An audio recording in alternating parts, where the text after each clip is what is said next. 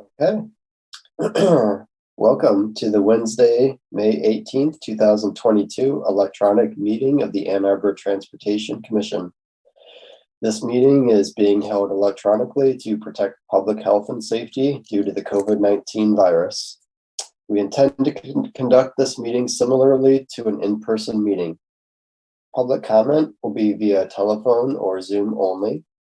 To speak during any of the public comment opportunities, please call 206-337-9723 and enter meeting ID number 960-2232-8200 or join via the Zoom link.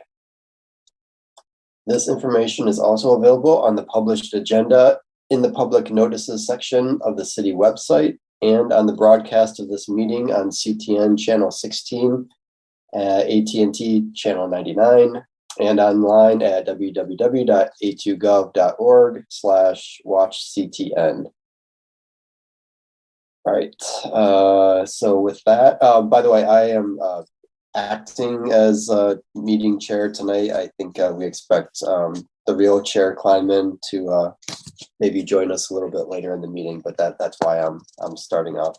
So with that, I'll ask Raymond if you could do roll call, please.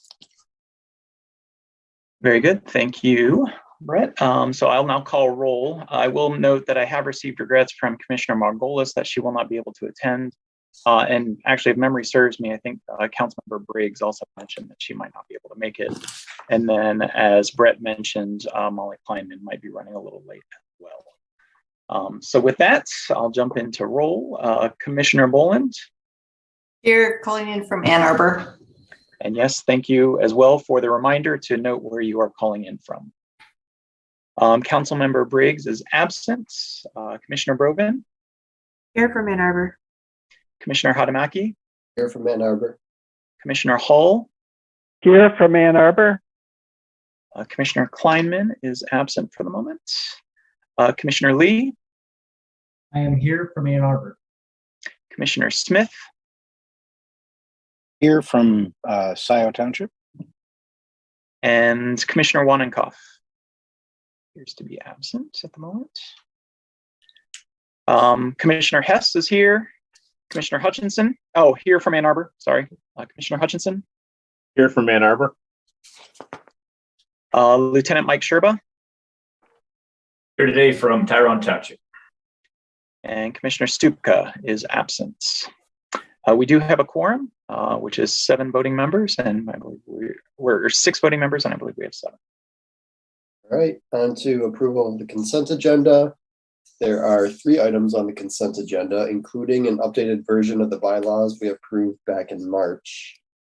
Are there any modifications to the consent agenda? And if you could please, I guess you could raise your hand physically or use the virtual hand raise thing, but for the rest of the meeting as well. So are there any modifications to the consent agenda? Okay, seeing none, is there a motion to approve the consent agenda as presented? Motion by Julie, seconded by Megan. Okay, all those in favor of the motion, please raise your hand.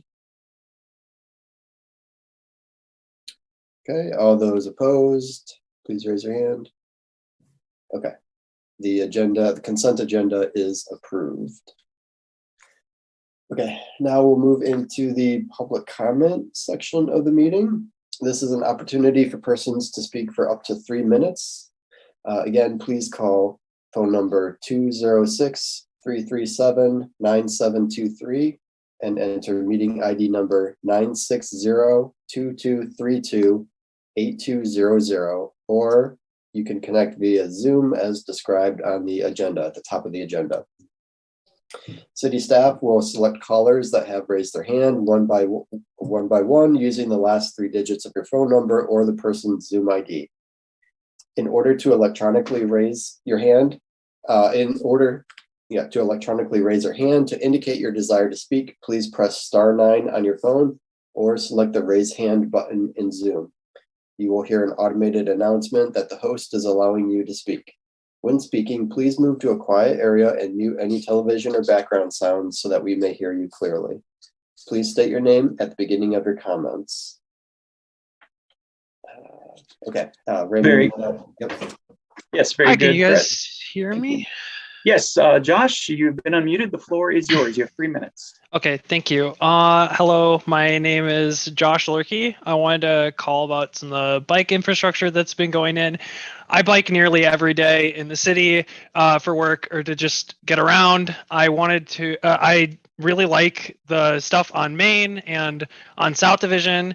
I use those pretty much every day of the week, every other day, depending. I'm calling about the buffered lanes, specifically the main one, Plymouth Road. And I know I looked and saw that they're considering, or you guys are considering buffered lanes for the South State redesign. I don't know how far that is along, but I like the buffered lanes quite a bit, but especially on Main. The buffered lanes can be frustrated. Drivers like to use them as turn lanes at the end of the day when traffic's backed up. I've had people behind me. I've had people come in like towards me. I've had people in front of me. And then specifically south of Madison, there's usually cars using them as loading zones. Like I don't think I've ever seen that not blocked. So I don't know exactly what, like, if this is something that you guys could do, because I don't know what I'm doing, but I just think we should put like bollards or curbs or something instead of buffers. I mean, the buffers are nice. I use them. I like them better than road riding and better than just like bicycle gutters. But I don't know, especially on Main, because cars like to block that one a lot. So that's all I had. I just wanted to talk about that. So thank you.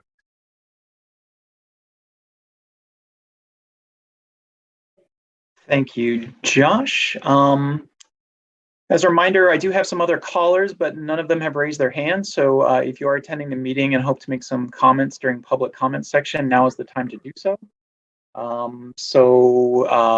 You can either, if you're calling in by phone, you can hit *9, or if you're it looks like most of the people who've connected have connected via Zoom, you can hit the raise hand feature in Zoom.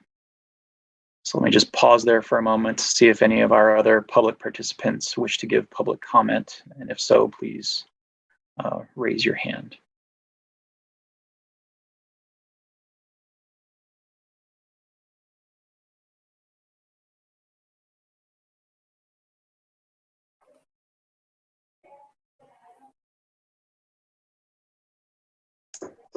All right, Brett, I'm not seeing any others raise their hand at this moment. So The people on Zoom have the authority to raise their hand, I'm assuming, hopefully. Okay. yeah, I believe that to be true. An attendee can hit the raise hand button, which is kind of at the bottom of the screen. Oh, I saw one come up and then go away. Oh. Okay. Oh, there we are. All right. All right, let's see. Adam, I have allowed you to speak. Go ahead and take yourself off mute. The floor is yours. Yeah, I was mostly just confirming that we do indeed have the ability to raise hands, but I would like to echo the previous caller. Just in general, the buffered bike lanes and the protected lanes downtown and all of that are great.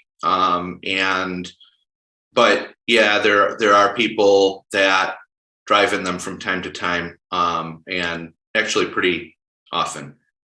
So I'm not really sure what the best way is to deal with that, but it would be great if something can be figured out about that.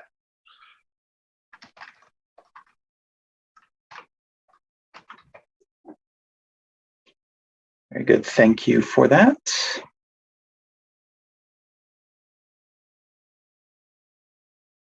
All right, and I'll pause for just one more moment to see if anybody else joining via Zoom from the public wishes to give public comment to the Transportation Commission.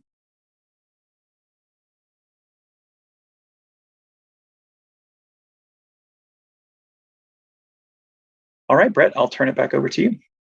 Oh, actually, I did want to make a couple quick announcements, maybe. So first, there were 2 additional public written comments that came in after the agenda was posted. So I did put those online today. So if you opened up the packet on Friday, or I guess it was Saturday morning when it posted, you would have seen only 3 public comments. But then there were 5 that are there today. The 2 new ones are about Platte Road crosswalk upgrade and M14 Barton Drive and a public meeting opportunity that's coming up. And then another thing I just want to mention generally is the Transportation Commission has its own email, transportationcommission@a2gov.org. There was some technical difficulties that we experienced with that inbox. IT is investigating what may have happened. We don't think we lost any emails that came in. But if someone did make a written comment to the Transportation Commission and you don't see that in the packet, please resend that to us and we'll be sure to share that with the Transportation Commission. It looks like the inbox is working well now and is working appropriately. So we think the problem is fixed, whatever it was. But I did just want to underscore that in case something fell through the cracks. So thank you. Okay, thank you. And thank you to the commenters. I think with that, we'll go into the first business item for the evening, which is proposed amendments to Ann Arbor City Code, Chapter 55, Unified Development Code related to parking requirements. As commissioners may recall, parking issues have been identified in our agenda policy. Wanwu has given periodic updates on the work of the City Planning Commission related to proposed parking regulation changes. This evening, we have Jeff Cahan from the Planning Department to review those proposed changes. Staff is looking for a recommendation from the Transportation Commission on this item. So I think first we'll listen to the presentation, right? Yep, Jeff, the floor is yours. Thank you. And thank you all for having me. Delighted to be here to give you a little bit of background to these proposed amendments and then answer any questions that you might have. This particular package of amendments is part of a long history of the Planning Department proposing amendments to our parking code. I worked on amendments to bicycle parking back in 1994, 1995. We made major changes in the late 90s, 1999, 2000, 2001, by substantially reducing our vehicular parking requirements for office, retail, lending institutions, and medical dental offices, and imposing maximum amount of parking for the first time. A few years later, we shrunk down the aisle width requirements for parking lots. We also have historically allowed compact parking spaces, and historically we've allowed developers to defer the construction of up to 40% of required parking if they don't feel that they're necessary. Last year, continuing this theme in terms of moving Ann Arbor into a more sustainable direction with regard to parking, we included a requirement for electric vehicle infrastructure with new development. The current the current amendments are focused on 3 main areas. One is a proposed elimination of minimum required parking across all use categories. That's a big deal. That's maybe the biggest deal that we're proposing as part of these proposed amendments. A second substantive amendment, is to add a maximum amount of parking for the new TC1 zoning district, and that would be a maximum of 3 parking spaces per 1,000 square feet of square footage.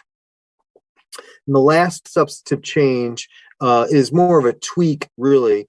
It relates to the recently adopted EV parking requirements, and that includes a change from site plans for city council triggering the need for new EV infrastructure to any development that's proposing new parking. And so that's one element for the EV charging stations. Also, we are consolidating two of the EV types of spaces into one. So instead of having 3 classes of spaces, we're now going to have 2 classes, and those 2 classes will be EV installed and EV capable. So those are the major substantive changes that are being proposed. Staff use this opportunity to also try to clean up the document, try to simplify it, create some charts instead of narrative. Those are not substantive changes, but the 3 substantive changes are the elimination of minimum parking requirements, the new maximum parking requirements for the TC1 district, and the tweaks regarding the EV parking requirements. The overall intent of these changes, particularly related to the elimination of the minimum parking requirements, is to reduce unnecessary imperviousness that we've seen in lots of parking lots around the city. We also want to incentivize new residential development, and there is the belief that if we reduce those parking requirements, we might be incentivizing maybe greater density or new development that otherwise might not be proposed. We also believe that reducing or eliminating the minimums will help land be developed more efficiently. And then lastly, we like the idea of supporting transit, because we believe that there's a big interest in Ann Arbor to move people away from single occupant vehicles into other forms of transportation. And we believe that reducing the number of available parking spaces might incentivize residents to take alternative modes. We also believe that these proposed amendments are consistent with the recommendations in our land use master plan, as well as the A20 plan for carbon neutrality. Let me pause there to see if anybody has any questions or comments or concerns.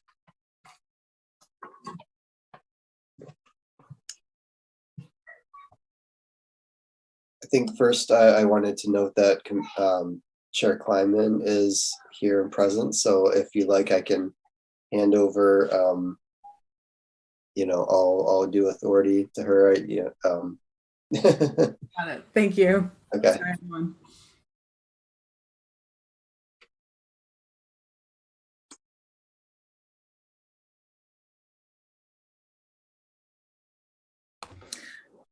Woo. Thank you. I think that was a really good summary. Thank you very much. Just wanted to start with just a quick disclaimer. My employer owns property in the TC1 district, so I recused myself from that specific vote related to that. Just wanted to make that disclaimer. I think it was a really great summary of everything. I think the elimination of parking minimums is a really good step forward. There's a lot of other communities that are benchmarked. South Bend, Minneapolis, St. Paul, that have no parking minimums. And that just means that people are free to basically say, how much parking do I really need? So I think it's a step in the right direction. I think the EV clarification, basically getting rid of the ready category and just going from EV capable and installed, actually simplifies the code as well. So I think all of the changes being made are to streamline. I think it's all being done in a progressive manner. And there's not much more that I could say that wasn't already summarized really actually effectively. So just wanted to put in my support with the redaction of TC1 simply due to my conflict there. So, but yep, all good things. So thank you. Thanks. Other questions or comments?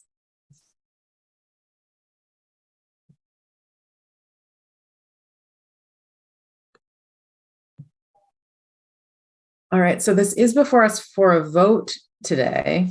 If there really aren't any other questions or comments about any of this, I think we can move straight to the vote. I'm going to pause again. I know we're a smaller group now because we've had some people cycle off. All right, so do I have a motion to recommend approval of the proposed amendment to the Ann Arbor City Code Chapter 55 Unified Development Code related to parking requirements as presented? Brett, and seconded by Megan. All those in favor, physically raise your hand. Are you abstaining? Yes, I'm abstaining. Yep, sorry. Just with respect to the TC1. We'll get there. Give me 1 sec. So all those in favor, I'm seeing almost everyone. Yes. All those opposed? And thank you, Brian. Any abstentions? That's your turn. Awesome. All right. So motion passes. We are recommending approval of these changes to parking requirements, which is great. Very exciting.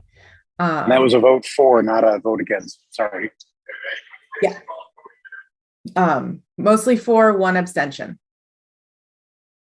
So yeah, we are ready to move on to the next item. This is great. Thank you all.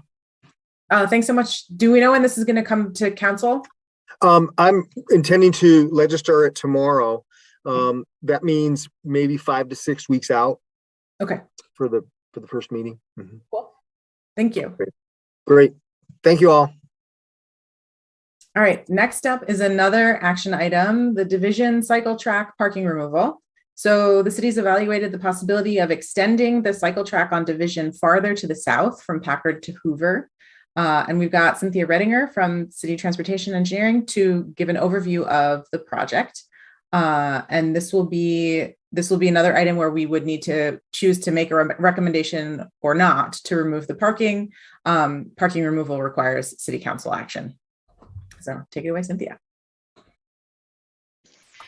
Thank you, Commissioner Kleinman. I have a short couple of slides just to help everyone follow along on what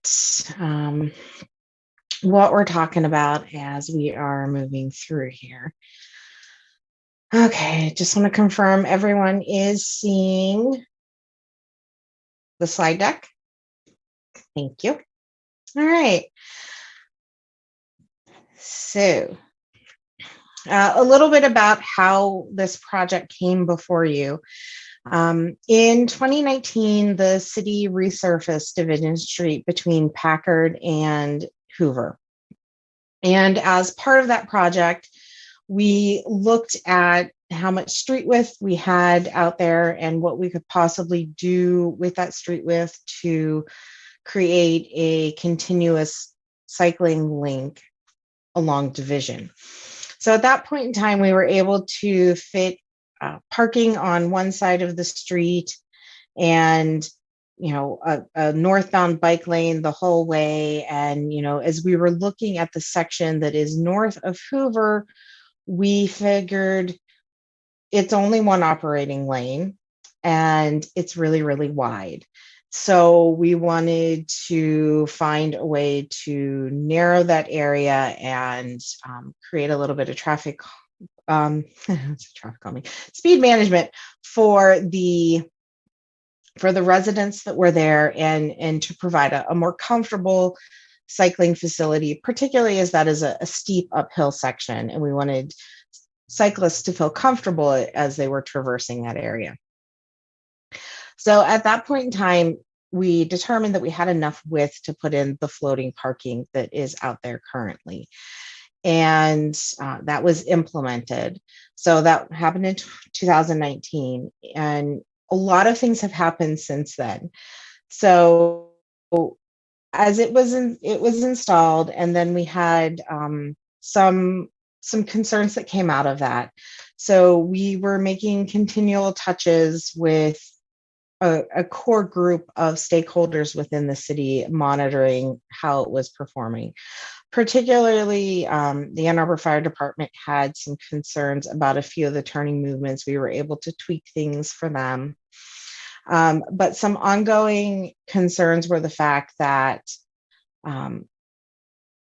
motorists were having difficulty with this section in that we didn't have any vertical elements in there. And also there was continual confusion about solid waste and how solid waste was being retrieved. So we were trying different things and staying in touch with staff on those matters. Through 2021, we had a lot of things that were going on. We were continuing to work with that stakeholder group. The First Street cycle track was completed. And then we also had some work that was going on William Street to implement a more solid barrier in the cycle track that was there.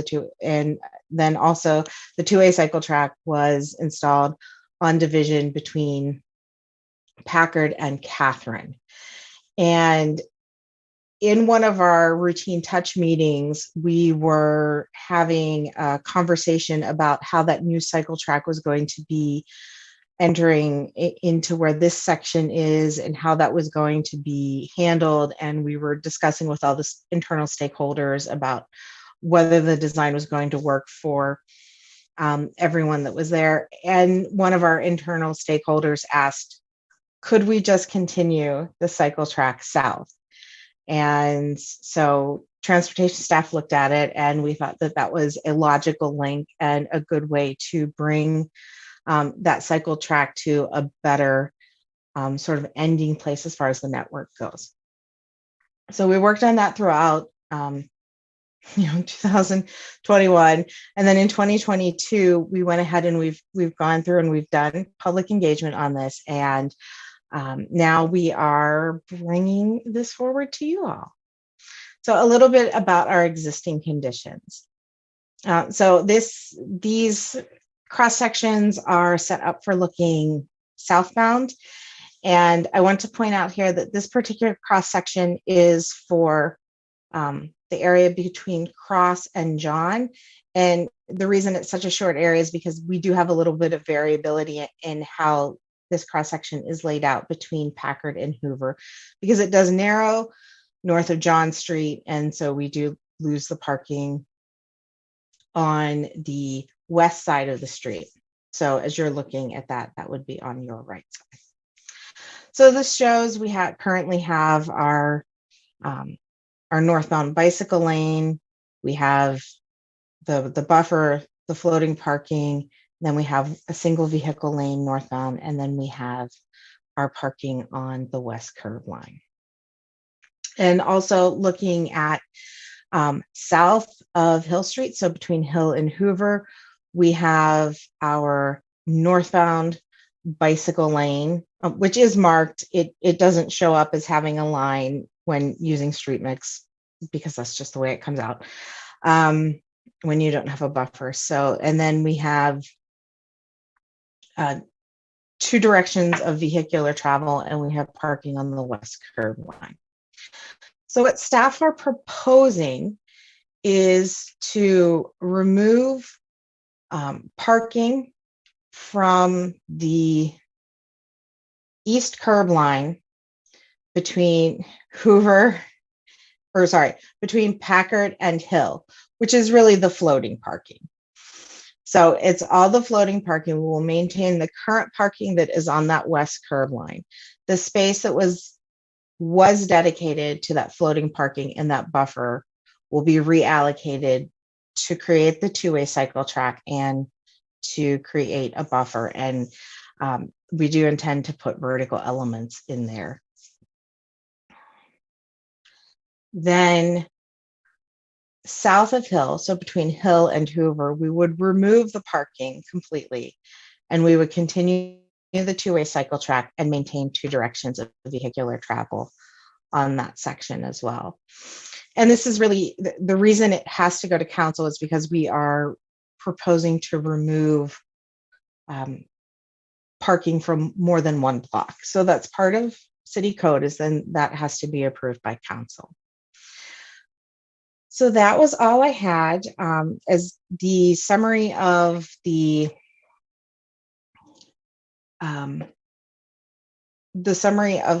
public engagement was included in the packet.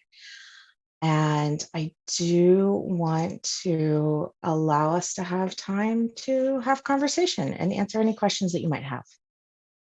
And Cynthia, if I could just jump in and provide just a couple other extra points. I will say the previous configuration when it went in worked on paper, but perhaps we overestimated how well or how poorly some people parallel park.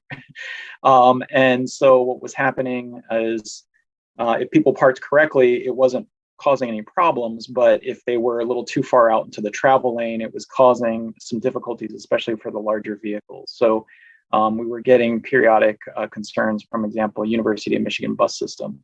This is not on the University of Michigan bus route, but they do use that to get to, their routes. So that was one reason why we've been kind of monitoring and looking for a solution through here. And then the other thing, and Cynthia, forgive me if you said some of this as I was reading a couple different things, but this parking is unregulated through here. So this is not a residential parking permit area. This is not a restricted parking area. So this is like free, unlimited parking, kitty corner from the university. So just bringing that to your attention in terms of, when we talk about what the impact is to the neighborhood, what the impact is to the residents who live there. Our observation is a lot of the people who park along this stretch of road are actually just people driving in for the day, parking up those spaces, walking across the street to the university. So just wanted to add some of that for some additional context. Thank you. And that actually brings up one more thing that I did, two things actually that I want to add is, one is that we heard a lot of positive from the cycling community about the floating parking and having the parking protected bike lane. And I think, through this design, we have learned a lot about how to implement that with our driving population. And we have some really good knowledge moving into the next time that we are considering doing this and how to do it better.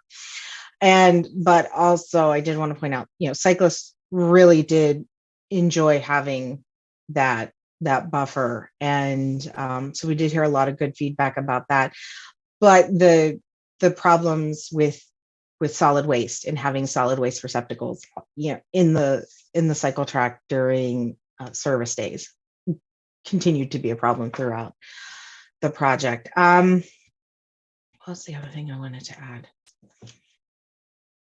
We did have a couple of comments, not a predominance, but we did have some comments in the engagement where there were some folks concerned about not having parking available for the residents who are in that area. And as Raymond mentioned, it is not currently a residential parking district, but if that was something that the residents wanted to pursue, they have the ability to pursue that through the city's program. Thank you. All right, Julie and then Brett. Yeah, thank you for that presentation, Cynthia. Is the solid waste problem solved with the new plan? I don't quite understand how the new plan impacts that issue. So what our staff have found is that in our other areas with the two-way cycle track, that buffer area, whether it is more of a solid concrete that has gone in on First Street or has subsequently been installed on William, or when you have, the paint and post buffer, you have more room for the carts to sit, and it's a very easily defined designated place for the carts to sit. And so it's a little bit easier to train folks to go and put them in the buffer than to put them to the sides of parked cars and some things like that.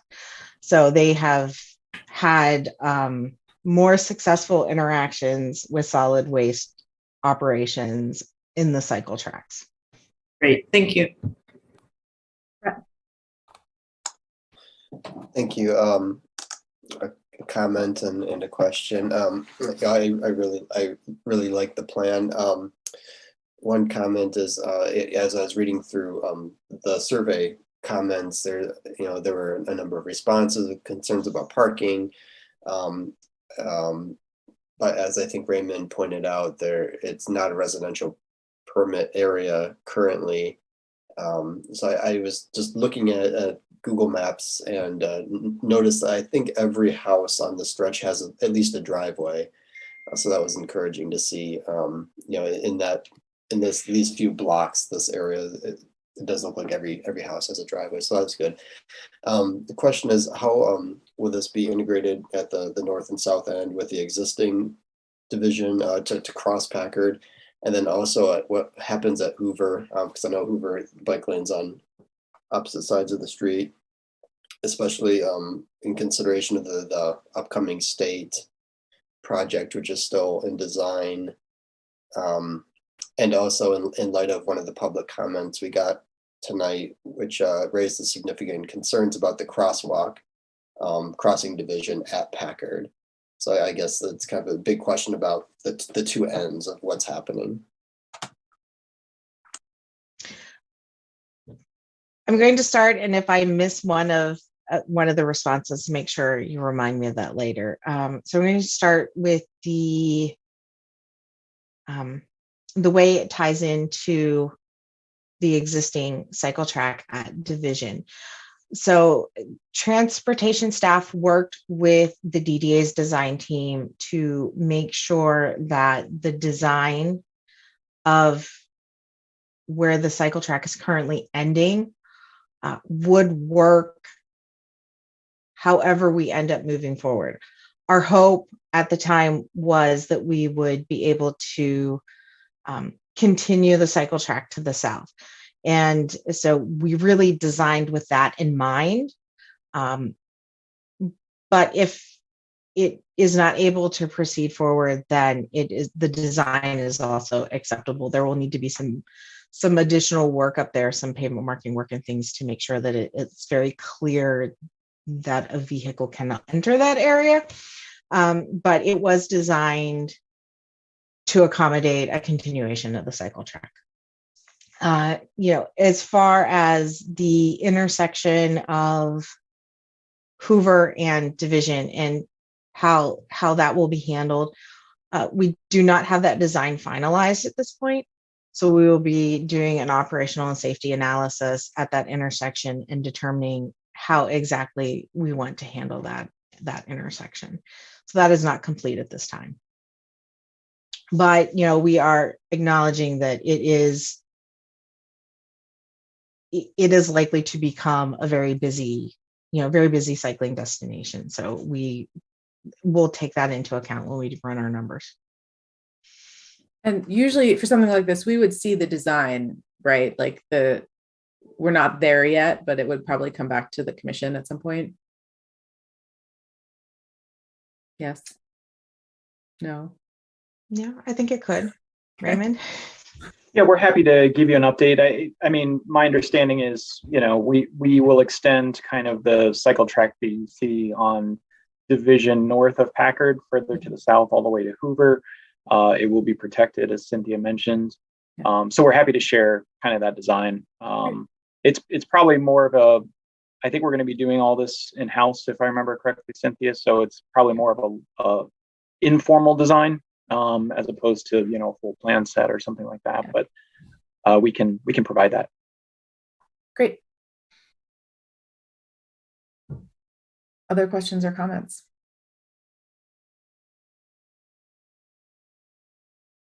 All right. Well, I think next is to have a motion. So do I have a motion to recommend removal of on-street parking on portions of Division Street as presented to accommodate the cycle track?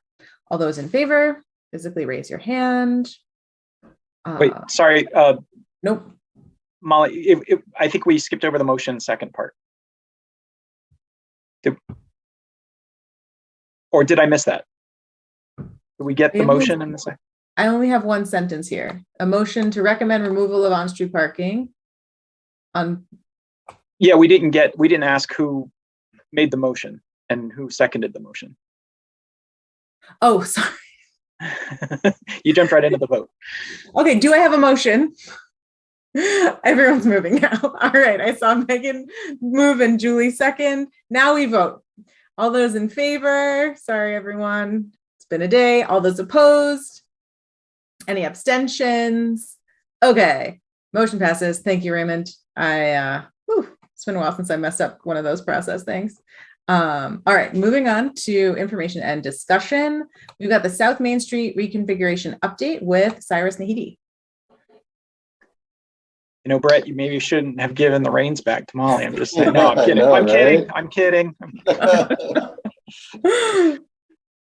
I can appreciate for both of you and for anyone else that little kids in the background probably don't help things. So as cute as they are, and as much as we appreciate them, we're all willing to cut everyone a little bit of slack with the procedural minutia. So Okay. Yeah. Well, thank you, everyone. I think I know most faces here, but not everyone. It's been a little bit since I've been to a Transportation Commission meeting, but I'm Cyrus Nahidi. I'm one of the transportation engineers with the city, and I will try to share. Like Cynthia, I have a very brief slide deck just to sort of frame the presentation, or just to frame the discussion rather. So I'm gonna try to share just this window.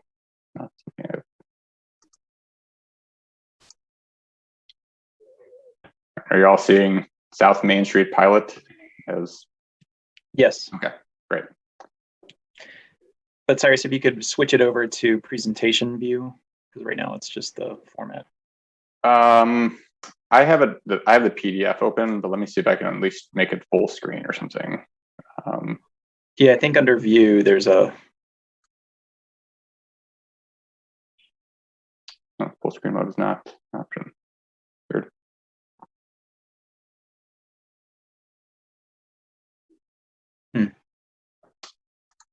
I'm happy to make it. Is it legible to everyone? I guess is maybe the other question. Okay. Yeah. All right. So for as I guess an overall summary, the South Main Street pilot, it's the project limits are from Packard Street to Stadium Boulevard, and what has been part of the pilot are restriping of the road to change the configuration of vehicle lanes and the addition of bicycle lanes. As noted in the comments, the buffered bicycle lanes did, well, I'm not sure this was noted in the comments, but I think as was implied, or as that in response to some of the public comments, there were also vertical delineators, although those were removed for winter maintenance, and they've yet to be reinstalled, which we'll touch on later in the presentation. Let's see.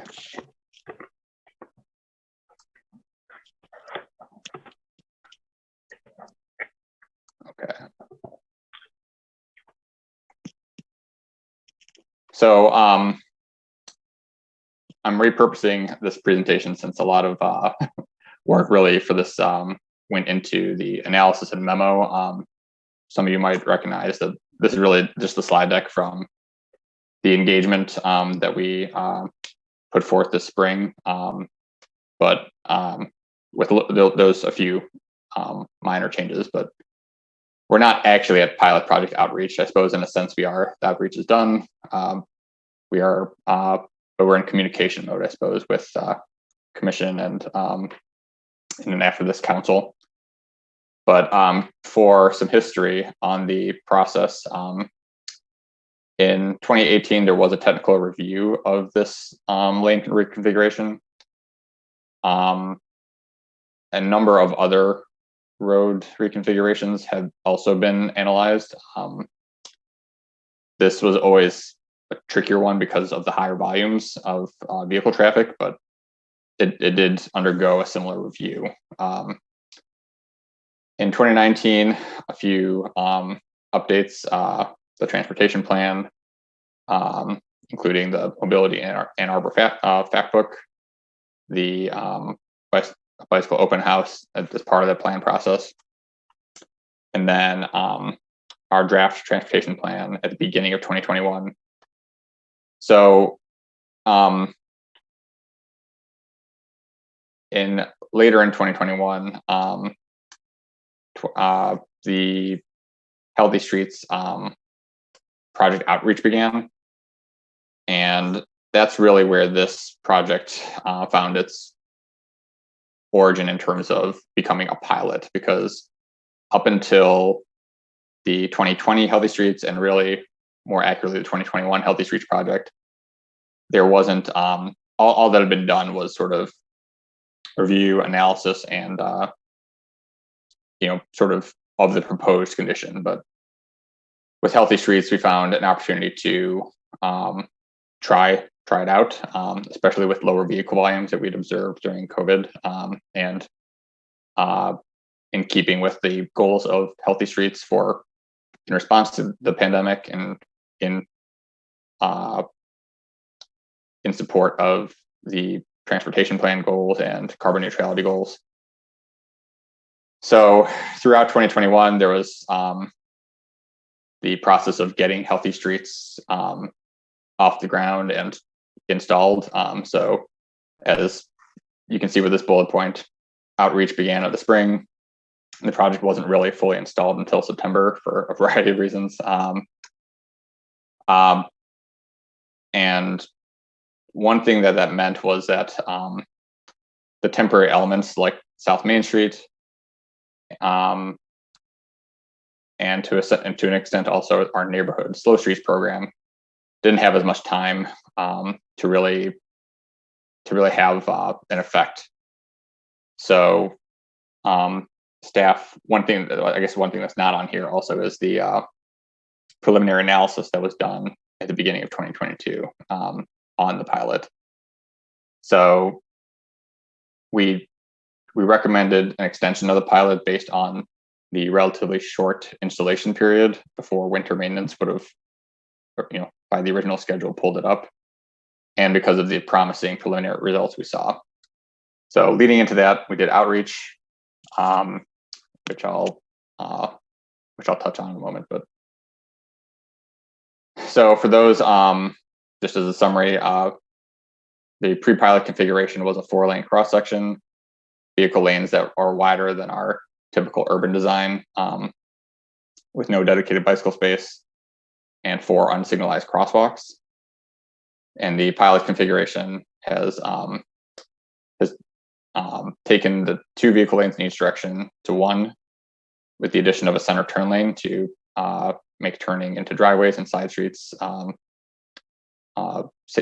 little bit safer and simpler. They don't have to cross 2 lanes of traffic, 2 vehicle lanes. The dedicated bicycle lanes in both directions, as alluded to in the comments.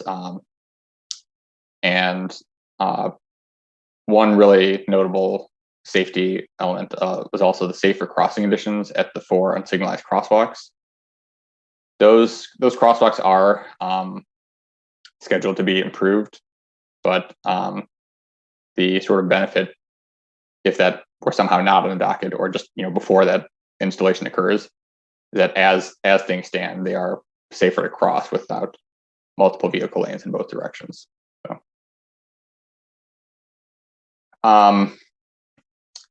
the memo touches on a number of things, but really the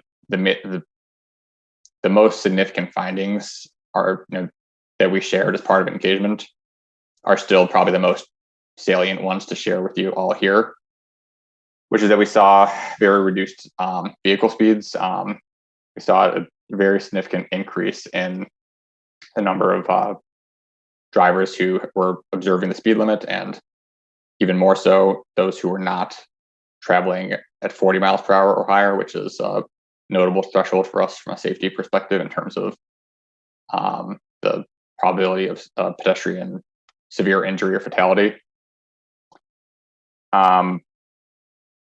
as noted for the safer crossing conditions, the dual threat was averted. The most notable trade-off was an impact to vehicle travel, especially during peak periods. Really where we saw the biggest impact was in the southbound direction for in the PM peak. So what we had seen, I think, as in the pre-pilot condition was, traveling southbound from Packard to Stadium might have taken 2.5 minutes previously. And in that peak hour, I think we were seeing 5 minutes according to the INRIX data. So an increase of 2.5 minutes. Fortunately, throughout the rest of the day, the average impact is much smaller. It's, I've noted here 30 seconds or less. If you wanted to kind of look at different sort of wider peaks or throughout the business day, you could probably reclassify it as a minute or so. But and the fact the 2.5 minute was really the biggest peak difference.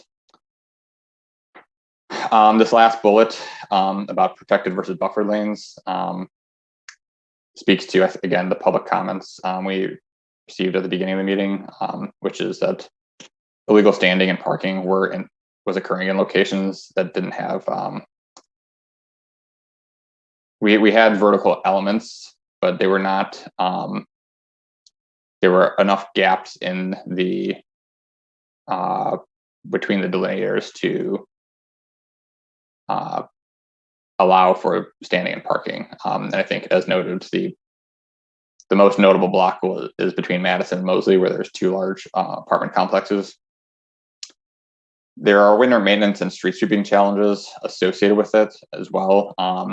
So we, at this time, are not recommending that delineators be reinstalled until that problem is solved. In terms of coordination between our staff and Public Works, which the good news is that's, while there's been discussion on that for a while, as Cynthia noted, it dates back a few years with division and the floating parking, and in some extent, it preceded that a little bit, but it has gotten, it's proceeded quite a bit in the last few years. So we feel good about that being that's no longer a long-term problem. I think that's definitely more of a short, or maybe a worst case medium-term problem to solve for. And then just briefly touching on the unsignalized crosswalks. This is a related project, but not specifically part of this. We are planning to install positive contrast lighting has already been installed at Davis and Hoover by DTE. The RFBs and the remaining locations will also get streetlights that are city owned. So all that work will kind of go in at each crosswalk together. The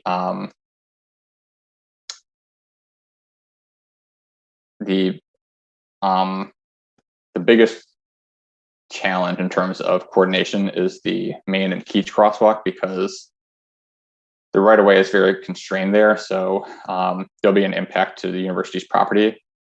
So far, there've been very good conversations about what direction that might take, but there's just more work to coordinate because there's an impact to the concrete on the university's property. But they've been supportive of this, of improving that crosswalk. So it's a possibility that may not occur in the same time frame as the other crosswalks being improved, but we're trying to coordinate all of it to hopefully happen, in a short time frame.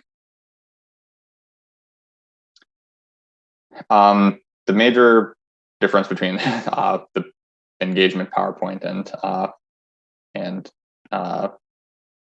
what you have before you is this slide. So one, staff have been working sort of internally and with the ride, and kind of going in a few iterations to try to solve for some of the operational challenges we saw, and a number of those comments a number of those observations were supported by feedback and comments we received as part of engagement. So that largest travel time difference I noted about the southbound travel, unfortunately, there's a little bit less we can do with that. We've been able to make some signal timing changes and we're hopeful that we can make some difference. But one operational change that we feel a little bit more confident in is that in the northbound direction, at Main and Stadium, we have seen and heard about queuing south of the Main and Stadium intersection, because now it's a through lane. It used to be 2 through lanes. So the merge into 1 through lane occurred south of the intersection. After looking through it, discussing as a group, and doing some analysis, we realized we had a little bit more road width north of the intersection than we'd realized. So we're looking to change the merge condition so that it would occur north of the intersection.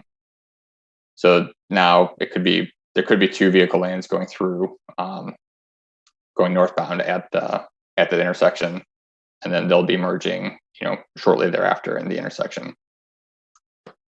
So the good news is we have enough road width where this is probably a little bit hard to see on here, but we do keep the northbound bicycle lane throughout. Southbound would remain similar to how it is right now in the pilot, which is 1 southbound through lane opening up into 2 but sort of higher conspicuity shared markings. But this is sort of the biggest change we are working through, and we expect that to have a big impact to queuing, especially for the rides vehicles, because we'd heard that that was impacting their operations for vehicles trying to get northbound through that intersection. There have been some other signal adjustments at Main Stadium as well, so we've seen some of that already installed, and the feedback and observations so far have been positive. There may be some lower hanging fruit with Main and Pauline signal adjustments, but we're still in the evaluation phase on those. So that's all I have. The memo has a fair amount more detail. I'm happy to go through it in a little bit more. If there's any questions, I guess the one thing that I didn't add a slide on is that because engagement has been done since most of this deck was put together, we did get a lot of engagement on this project. We got, I want to say 1,400 responses. And it was an interesting cross-section of both how sort of our multiple choice questions were answered, and also the free text responses. There was a lot of support for the project. There was also a lot of, confusion or, outright frustration with the project. But compared to some work we've done in the past, it wasn't quite we've definitely, the 2021 Healthy Streets was certainly an improvement over 2020. We received, much less, kind of even outside of this engagement that was collected for the sort of temporary to permanent question for that part of the project. Just when the Healthy Streets project was installed at all for 2021 compared to 2020, we had a lot less feedback about 2021, which typically is a good sign, because we do hear a lot of feedback from our frustrated public. So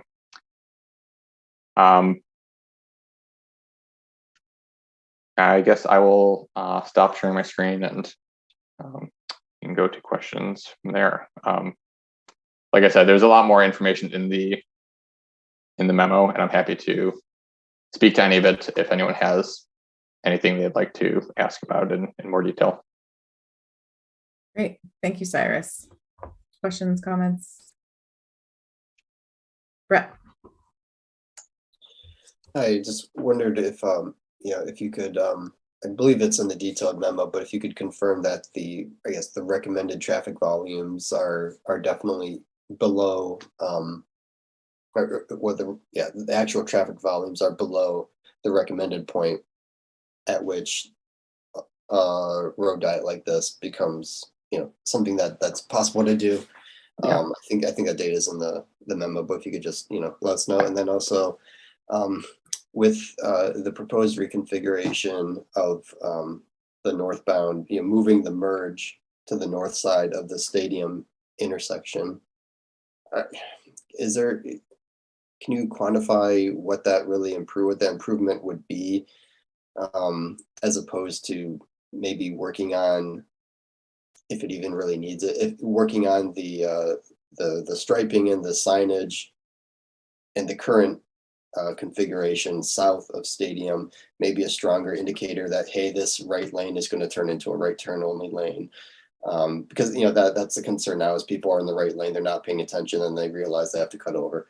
But is there something you could do to preserve the full buffered bike lane north of that intersection, as opposed to just moving the merge farther north? So I'll probably that second question, I think, the combination of me, Cynthia, and Raymond will probably weigh in on that, because there's a few elements to that. But to your first question about the traffic volumes, yes, both before the Healthy Streets 3-lane configuration was installed, and after, both of those volumes are within the traditional thresholds of what FHWA would recommend for proceeding with a road diet. So staff's recommendation is that we can proceed, at least based on the sort of first criteria from that from those road diet analyses. So this is an interesting project. I'll just a side note, all of our other analyses, like I said, had to be done sort of in a vacuum before seeing how it operates. This is an interesting case where we actually got to see how did volume change once we installed it, and the fact that volume was below that threshold in both iterations, was an indicator to us that this was worth kind of pursuing, especially if there was other safety benefits. The question regarding the merge, I think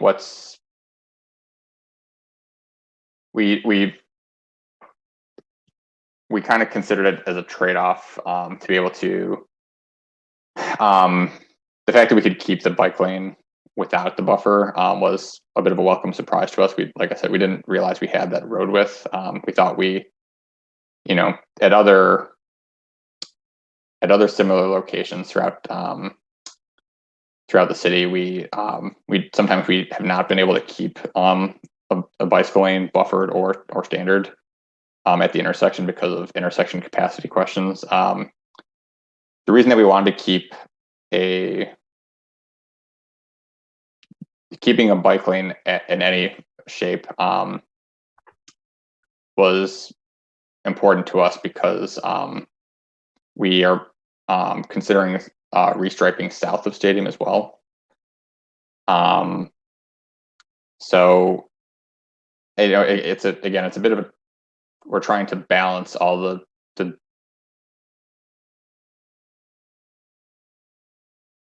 I think the issue with better signage or pavement markings is that at the end of the day, even if we could communicate that well to all users, it would still be impacting transit, which is kind of not aligned with our transportation plan goals. Sorry, I just wanted to jump in here. The southbound bike lane goes away and becomes a sharrow in this plan, right? Yes. And if we kept the merge south of stadium, would we be able to keep that bike lane on the southbound side? Or is that going to be a Sharo no matter what? We wouldn't be able to keeping an actual separate bike lane that's not shared north of Stadium in both directions is we can't do that while also trying to address any vehicle throughput issues. Right now we're seeing, as I noted in the travel time question, we're seeing that exacerbated travel time for southbound movements with the current configuration. So if we kept a separate bike lane, not the shared condition that it is now, or the sort of higher conspicuity shared condition for southbound, we'd see a bigger impact to southbound travel times.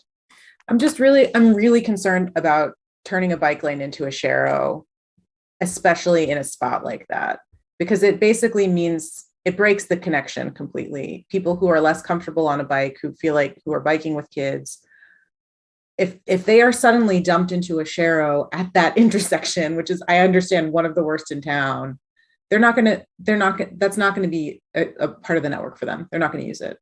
And I would really love to see us prioritizing we're doing all this work to create these buffered or maybe even someday protected lanes, turning that into a Sharo at one end breaks it. Like it just, that is the thing I'm really concerned about in terms of this plan. And I didn't know if it was related to where we're putting the merge or not, but yeah, I think that's not, I feel like it really breaks it. Yeah. And if I could maybe just add a couple other details on this. So for the southbound movement, one of the things we always try to avoid with any of our projects is that we try to avoid vehicles backing up to and through the next intersection, because then that creates a different host of safety issues and what have you. And you see this in other locations around town where we do try to, intersections are always the bottleneck of any transportation system. So if we can provide a little bit of relief at the intersection, then it does help provide that clearance. Now, I appreciate the point that you're making, Molly, and I don't necessarily disagree with it, but it's some of the balance that we try to strike. The other thing too, for the northbound condition for that merge, and the reason why we opted for that with this new, with the kind of final idea, was really, as Cyrus kind of hinted, to help facilitate bus movements. And to give a little bit finer point on that, we'd actually gotten a request from Brian and his colleagues at the ride to consider a queue jump lane for buses. And that's not off the table long term, but short term, it just wouldn't work because, if that was a right turn only lane, then the bus could only get as far as the car in front of it. If it's turning right and it couldn't turn, then it couldn't go anywhere. And so what was happening is cars were actually queuing in the through lane and backing up all the way past the Pioneer exit drives, which is where the park and ride is for the ride. So the ride was actually having difficulty getting out of the Pioneer lot back into traffic. And so this was a way to help kind of provide a little bit of relief to be able to, accommodate those movements. So, I definitely appreciate where you're coming from. And again, this is just one of those things that, when we did the configuration, we went back out and reached out to stakeholders, we did public engagement, and we tried to be responsive to some of the things that we heard. And this is kind of the tweak that we're, suggesting to move forward. Other questions and comments? Julie. I just wonder, in response to Molly's concern, what happens if those families traveling along Main and then all of a sudden they hit the Sharo? Can they divert onto the sidewalk easily? And would it help to have some signage about bikes maybe using the sidewalks during that block? I don't know. I'm just trying to figure out if we can have our cake and eat it too somehow. Yeah, that's a good question. And And I think of the fact that south of Stadium, we have, essentially a path with sidewalk, or some of it's concrete, but it's a shared use path on that side of, in what would continue to be the southbound direction, the west side of the Main Street. So we don't. It's not at that level. It's not that width and level of facility north of Stadium for that block. Between Snyder and Stadium, but I think we can go through. I think there are some elements we can consider about how to encourage and notify users that is an option, because it is legal from the city perspective to ride on the sidewalk, of course. And then, I think it's just a matter of, because that's currently the bike facility that exists south of Stadium, that's trying to strengthen that connection, even if it's not in the road, is something we would consider. So I wonder too about adding a mid-block curb cut or something, depending on where that sharing starts, so that people can ditch when they realize that they're going to be stuck with cars. We had a presentation on mega sharrows not that long ago, but I would like all of the signage to be as yelly as possible at drivers, because if this is the plan, I feel like there has to be some recognition that it's far from ideal for bikes. Brett. Yeah, I guess I just need a little bit of clarification on the southbound, the introduction of the sharrow, so getting rid of the bike lane and making it a sharrow. Is the argument that would actually improve vehicle flow southbound? I just don't understand how that would affect southbound vehicle flow. I mean, there's already a right turn lane. It seems like it's only there to allow for the merge on the northbound side. Is there an actual benefit for the up to 2.5 minute vehicle travel time increase? Is there a benefit to cars sharing a lane with bikes as opposed to having a bike lane next to it? I don't see how that. And then also, though, personally, we would jump on the sidewalk definitely there at that point if this design went through. But just keeping in mind that the Drip House coffee place on the corner there, it's a really tricky area, because that's one of the businesses where the parking lot and the sidewalk are all just one big massive area, and there's cars constantly backing and doing 8-point turns and stuff on the sidewalk, and that's not really a great sidewalk environment either. So I just wanted to point that out. It's like this, and the only other sharrow or bike lane turning into a sharrow area that we deal with is on Hoover, as Hoover approaches State, and in that area, as you're riding along the lane on Hoover, you find yourself in a sharrow situation, but the curbs are so high to get up onto the sidewalk at Hoover. Now you can't get up on the sidewalk, and you're stuck in the sharrow. So just in these two cases that come to mind where you find yourself going from a lane into a sharrow, either you can't get up on the sidewalk or the sidewalk is in this parking lot area. It's just not a great environment either. Sorry, my main question is, how does southbound, this into a sharrow help southbound vehicle travel? Yeah, I apologize. I think I probably confused matters. I was trying to address. So the design change we made is that what's now a wide buffer northbound is that buffer is narrowing, and we're reallocating to make sure that there's 2 vehicle lanes northbound to facilitate the merge. What I think I was responding to was the question about whether whether space could be reallocated differently to allow for a dedicated southbound lane. So my point was just that if we were to reduce the vehicle capacity southbound further by making a dedicated southbound bike lane at the expense of vehicle lane, then that what's already sort of our worst travel time impact would be further exacerbated. So a lot of our focus was on trying to, as Raymond indicated, trying to address the queuing we saw northbound while still keeping a bicycle facility. Yeah, I think these are all fair points. I mean, I think we all would like to be able to see it, see the network as, strong and, without any broken or weak links as possible. So the fact that we have the shared use path on the west side right now is the asset we have in hand. We will be restriping south of the stadium, in which case we can expect potentially a bicycle lane northbound, but in which case keeping the northbound lane, as even a standard lane, even without the merge, would be keeping that sort of continuous. But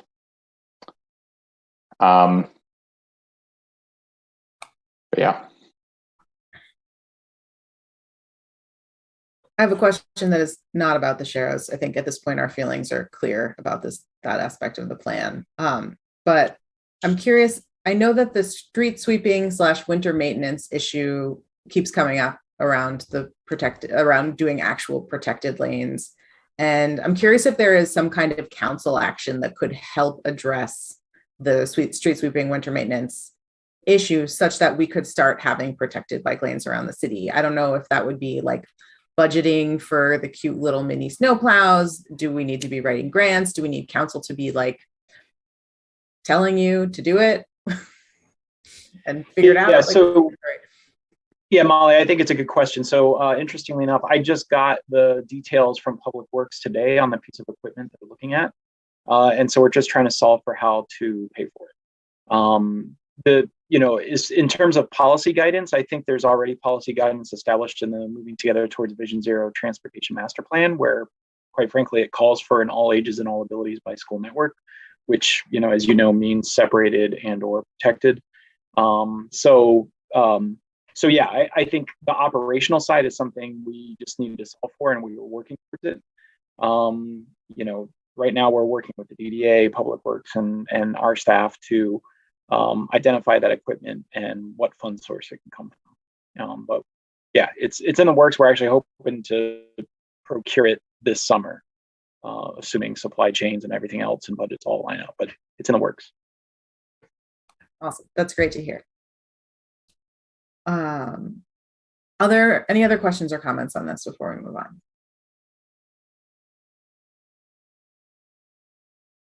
All right. Thank you, Cyrus, although I think you're here for the next one too. So next up, we're going to have a conversation about pedestrian accommodations at signalized intersections. So at our last meeting, there was a suggestion to consider pedestrian recalls, no turn on red downtown, and other pedestrian features at intersections. And so Cynthia and Cyrus are going to give us an overview presentation of these measures, as including different considerations and trade-offs. This is sort of building on that policy conversation that we had about like policies we would be interested in asking for around, and there were a lot came up around pedestrian safety specifically at intersections. So go ahead.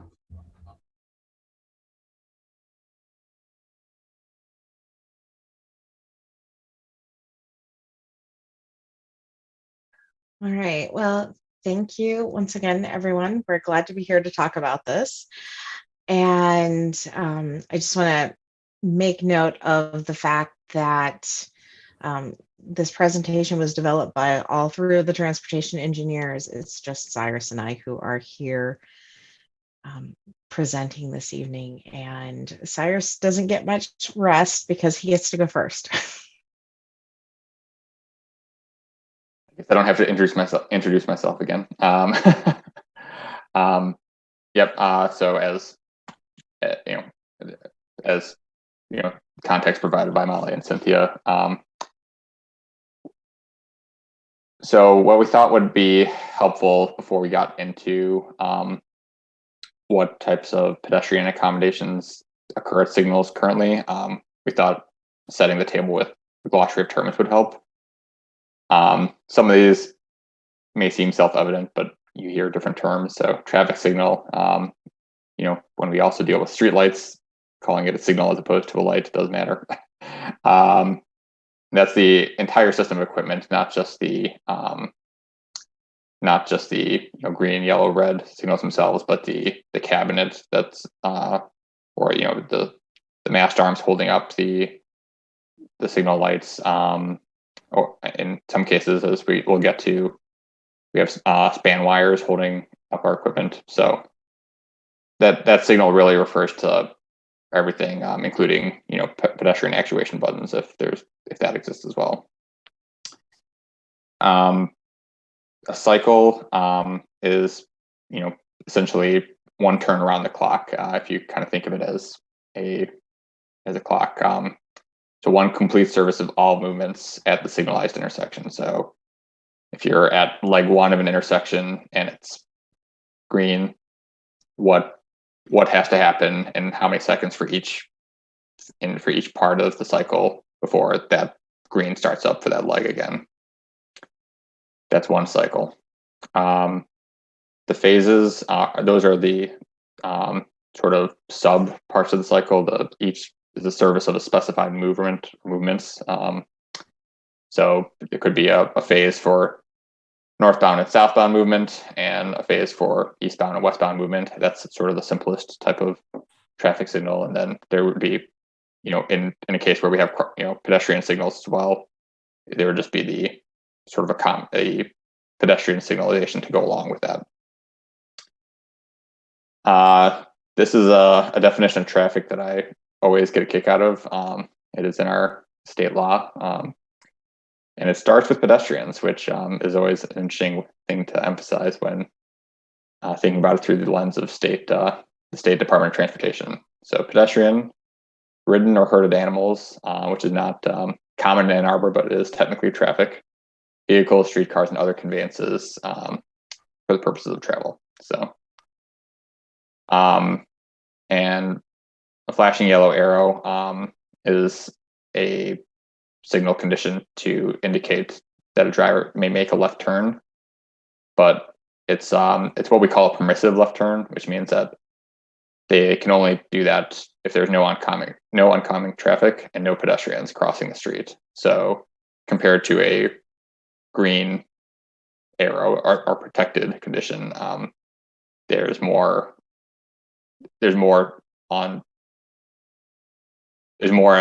that the driver has to do in terms of observing the conditions around them before making that movement.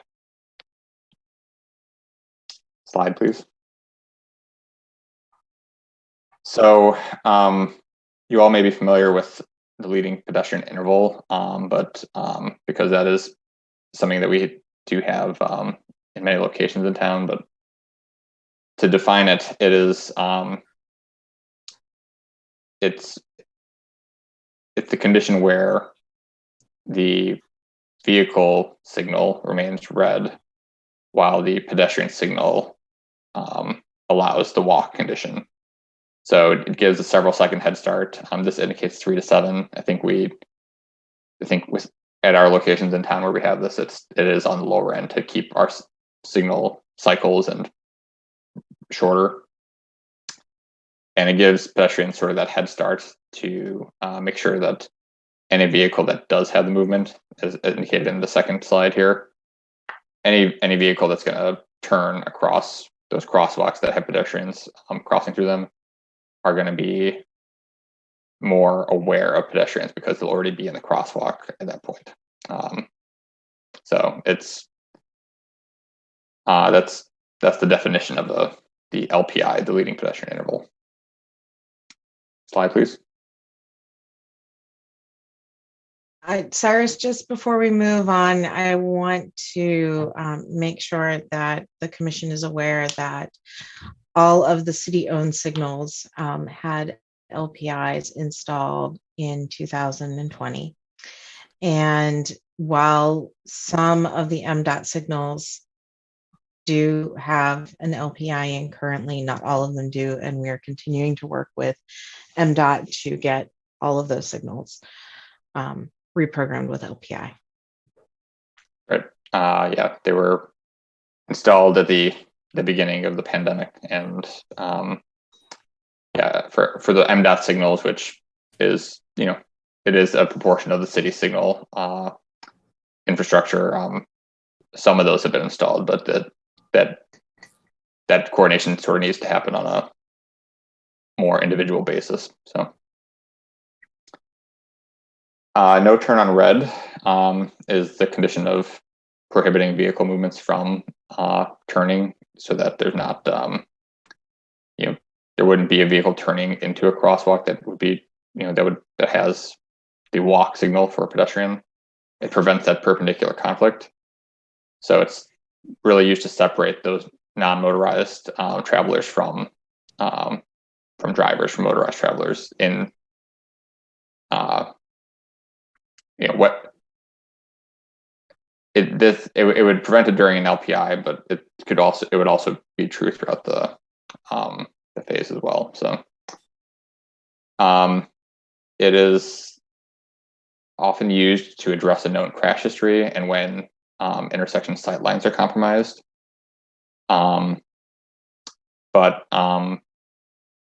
as you know, as much as we want to avoid an right turn on red crash, the fortunate scenario we find ourselves, you know, from a federal highway study, is realizing that they rarely cause severe injury. So as much as we do want to avoid that crash, it's not as key of an instrument in our toolbox in terms of the Vision Zero toolbox. Slide, please. Yeah, and sorry, Cyrus, I was just going to add one more note before we move on, and that is that we've also done had an independent study done of the downtown and found that right turn on red crashes are not a significant portion of our crashes and of our pedestrian crashes that are occurring. So that's just important to know as we're considering what some of the impacts of a broad-based implementation would be and whether or not we're going to see a significant change. Yeah. But with that said, there is we do see, you know, a potential use case for it. You know, we do have no turn on red downtown right now, and our intersection, especially at intersections that have cycle tracks. So you know, as indicated, you know, it could support the LPIs that are already downtown. It would support, you know, it's in place at cycle track intersections, but we have more cycle track intersections coming. And if a no turn on red case existed at all downtown locations, there would be less of a sort of location by location need for drivers to understand, you know, what the rules are for that intersection versus others. And it would set that expectation for driving downtown and how to move through an intersection, you know, that once you enter the downtown area, no turn on red might be the sort of blanket rule. So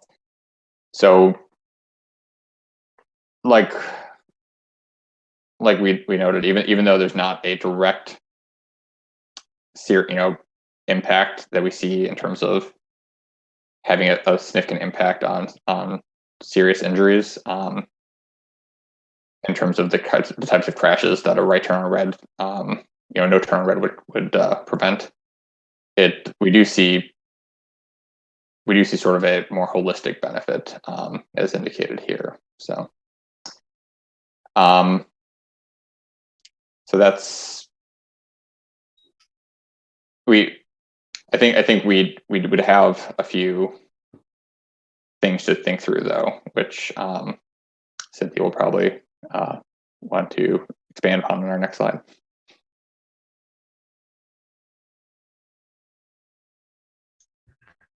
Yeah, so we took some time to think through what a downtown-wide deployment could look like.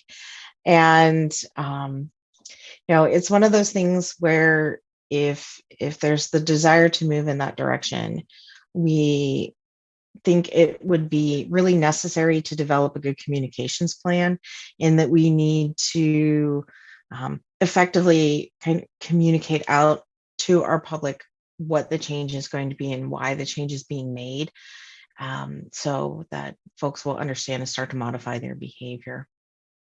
And then also as part of that, the actual physical implementation plan.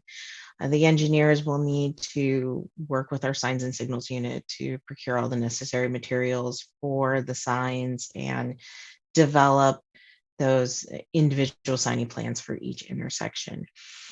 And that is not something that is a barrier, but materials could take a little bit of time. We're having a little bit of trouble with that. But then also, we have to go through these intersections and think through some of them pretty thoroughly, particularly due to the widespread use of span wires in the downtown. Typically, you would mount a no turn on red adjacent to the traffic signals that you would be looking at, and then a near side lower level mount. But with the span wires, we can't do that. So we have to kind of think through the entire design of the intersection sometimes and reconfigure some of the signage that's there a little bit. And then if this does get implemented, I think we discussed that in enforcement, thinking through how enforcement would work is recommended.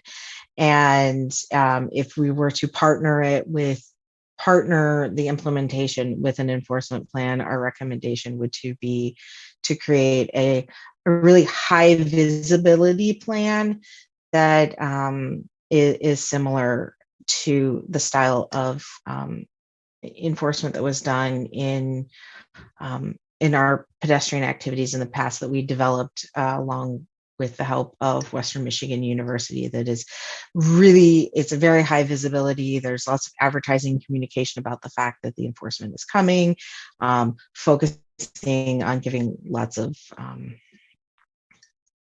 warnings and really educating folks before considering actually citations for violations. So that's something to think through and how that might happen. It would need to be thought through very thoroughly. And considering, so that's really the downtown area and in the tighter grid area. But when we get into no turn on red outside of downtown, that's where, as the slide reads, it's a case-by-case analysis, and we're using the Institute of Transportation Engineers standard methodology. So example items that are considered there are, what's the intersection layout, as was previously referenced. Quite often we're looking at what sight lines look like, what's our crash history at the location, what's our crash history at similar locations, and then also considering intersection operations. And, it really just, it helps be defined by context as well. So with that downtown context being a little bit different than some of our more outside of downtown locations. So that's why that does get considered separately. I know we're really putting a lot of information at you, but we want to make sure that that in having a conversation about this, there's a communal understanding of a few items. So we have a couple more things that we wanted to get through. We know that serving pedestrian phases at signalized intersections was a big part of what the commission wanted to discuss. And as the slide reads, pedestrian recall, it is used to always serve pedestrians. So typically that gets used in a pre-timed signal timing, or it could be used to always serve pedestrians during a coordinated signal phase. So if you have a corridor and this direction always goes together, then we know that direction is going to be for a time that's longer than the pedestrian phase. So that is always coming up. And then we also use it when pedestrian activation fails. So if for some reason a push button dies, the signal knows that, and it will always call that phase. Pedestrian activation, on the other hand, is used in traffic adaptive signals. It is used for when we are providing audible pedestrian signals, and it's used to be real-time adaptive to the demands at the intersection. And it's used to prevent conflicting movements. So what does this conflicting movement thing mean? Well, that's where we get into flashing yellow arrows. So we talked about flashing yellow arrows at the beginning. I'm sure most of you have seen this at some point in time. We'll make sure that you get these slides so that everyone has access to the links. This was a great, just a great little image that's describing it that I found that came out of Johns Creek, Georgia. I thought they did a good job with that. So the importance of considering pedestrian recall and pedestrian activation at intersections that have flashing yellow arrows. If we have pedestrian recall, that means that pedestrian conflicts, they are a concern when you have flashing yellow arrows. And where that comes from is left turn motorists are often focused on oncoming vehicles. So as you can see on the image that we have here on the right side of the slide, a left turning vehicle, this is everybody who would be going in this scenario. So if the left turn has a flashing yellow arrow and the through movements have the green and the pedestrian has the walk. So then you have the potential for conflict and a crash with the oncoming vehicles and conflict and a crash with the pedestrian. So that is a concern for us.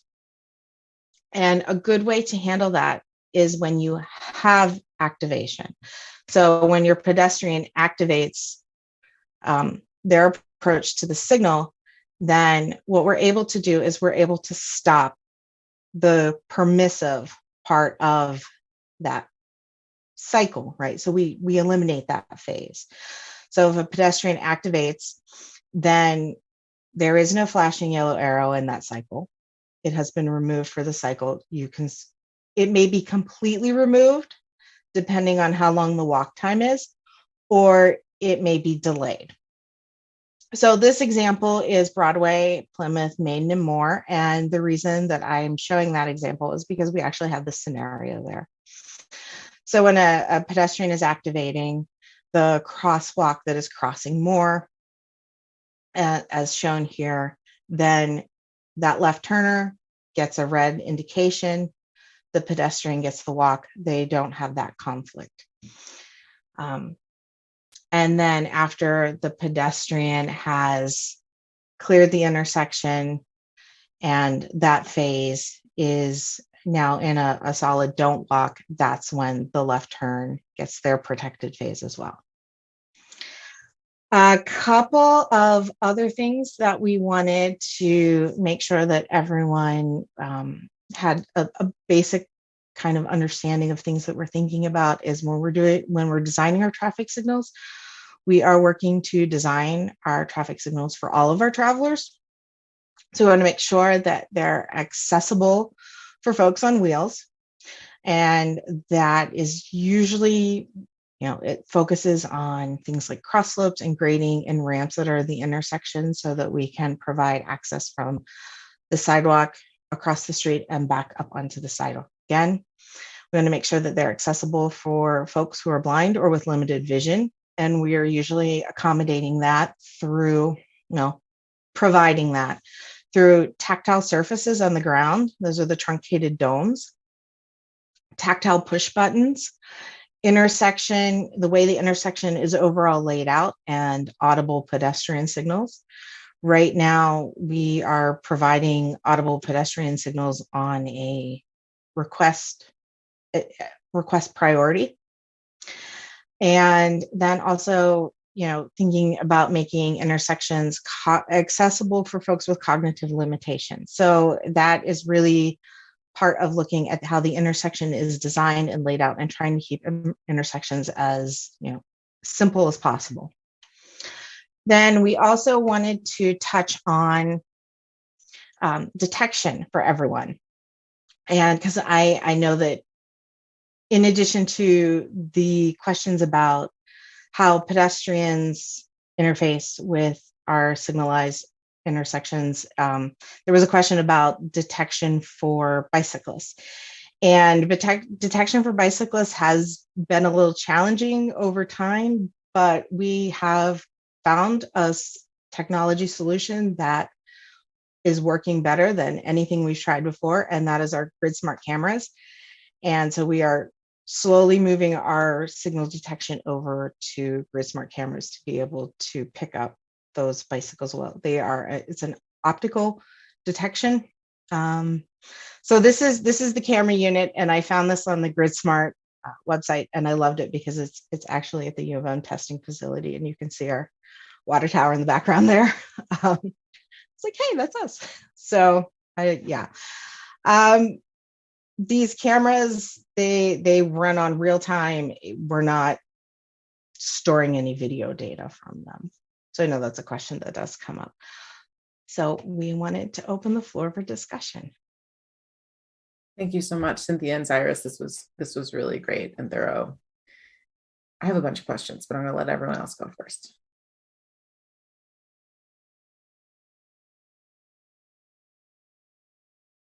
All right, I'll get us started with questions. I'm wondering if there are flashing yellows downtown, because it seems like that's sort of a more pedestrian heavy place where we might consider not having them. But I don't know if there are any. I can't think of any.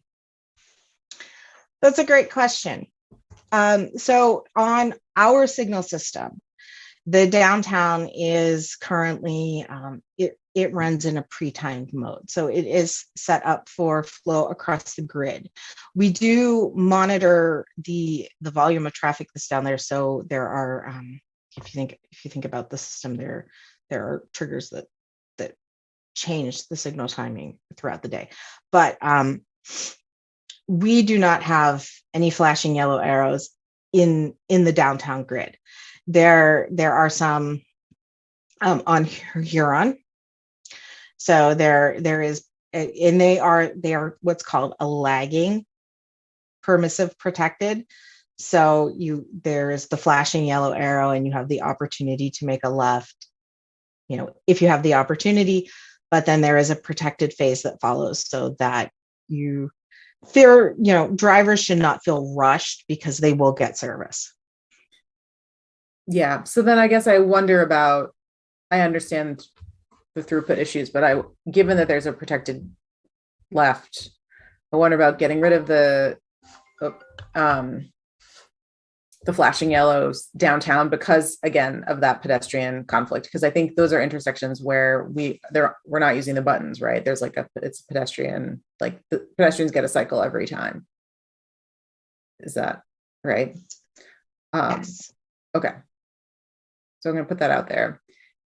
I'm pretty convinced that no turn on red downtown makes sense, and around the rest of the city, it probably mostly doesn't. But I'm curious about no turn on red near schools, as and particularly elementary schools. I know a lot of our elementary schools are in the neighborhoods, but I can think of one that I bike past a lot, which is Granger and Packard.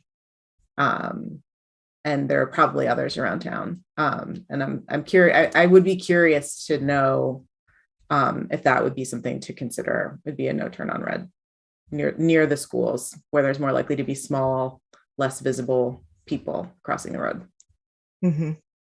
Yeah, and I think that's the kind of thing where if we're looking at an intersection and we're doing that evaluation for that intersection, Packard and Granger being the example. Part of what you're considering is what your population is.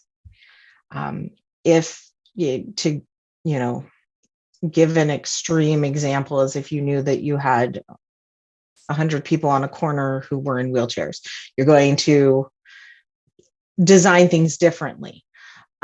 So being adjacent to that type of a vulnerable road user population, that would definitely go into the analysis. Cool.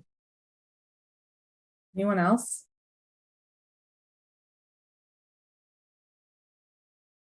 So in terms of specifically the no turn on red downtown,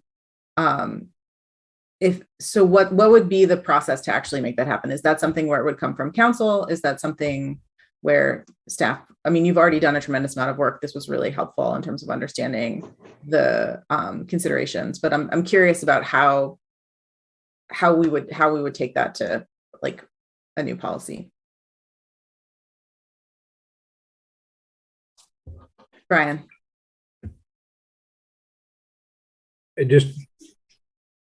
I wanted to mention, and I don't have any data to back it up, but I would say that it would slow down transit through the downtown.